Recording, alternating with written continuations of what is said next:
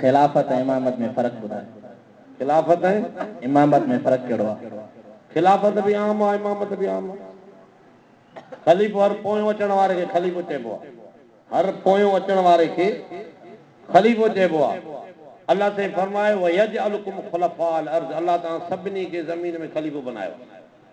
यजअलकुम खुलफाअल अर्ज़, तां सभिनी खे ज़मीन में ख़लीफ़ो, माना औलाद पंहिंजे पीउ जी ख़लीफ़ो आहे। पोयों आई न, इहो ख़लीफ़ो आहे। हिक माना में इहो ख़लीफ़ो आहे।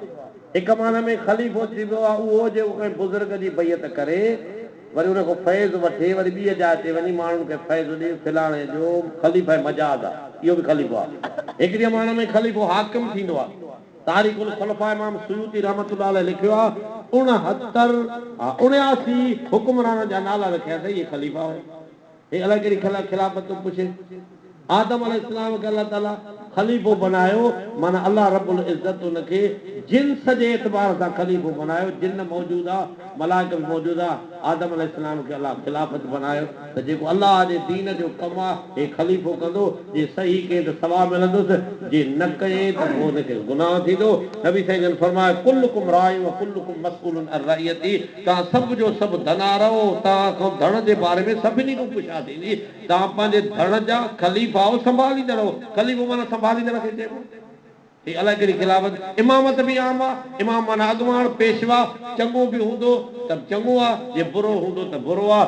अल्लाह से क़ुरान में फरमायो वजअलनाहुम अइम्मतन यदऊन इलन नार, रब साईं जो फरमाए फिरौन ऐं हामान वारनि खे मां अल्लाह इमाम बणायो हो, पर माण्हुनि खे जहन्नम ॾे पिया सॾनि।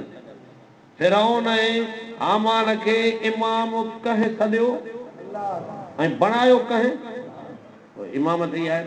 पोइ अल्लाह क़ुरान पाक में फरमायो फ़क़ातिलू अइम्मतल कुफ़्र, काफ़िरनि जे इमामनि सां टकराइजो। कत क़िताल कयो कंहिंसां?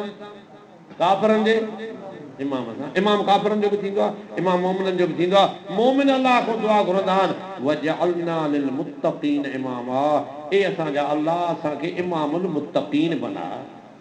माना मुत्तक़ीन जो इमाम आहे त पोइ चङो आहे, जे काफ़िरनि जो इमाम आहे त बुरो आहे। इमाम कंहिं फन जे माहिर खे इमाम चइबो आहे, इमामुल नहव चइबो आहे, इमामुल फिक़ह चइबो आहे, इमामुल हदीस चइबो आहे।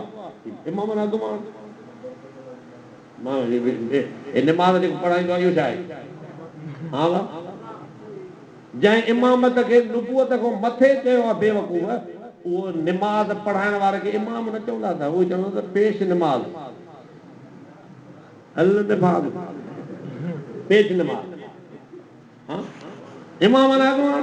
होॾे फिरौन खे बि इमाम क़ुरान में आहे, पढ़ियो थो वञे त आयत जो पढ़ंदो त पढ़ी ईंदो न। बाक़ी हे तव्हां वारो फिरौन खां बि पोइ ॼाण हिनखे पेश नाम कंदा।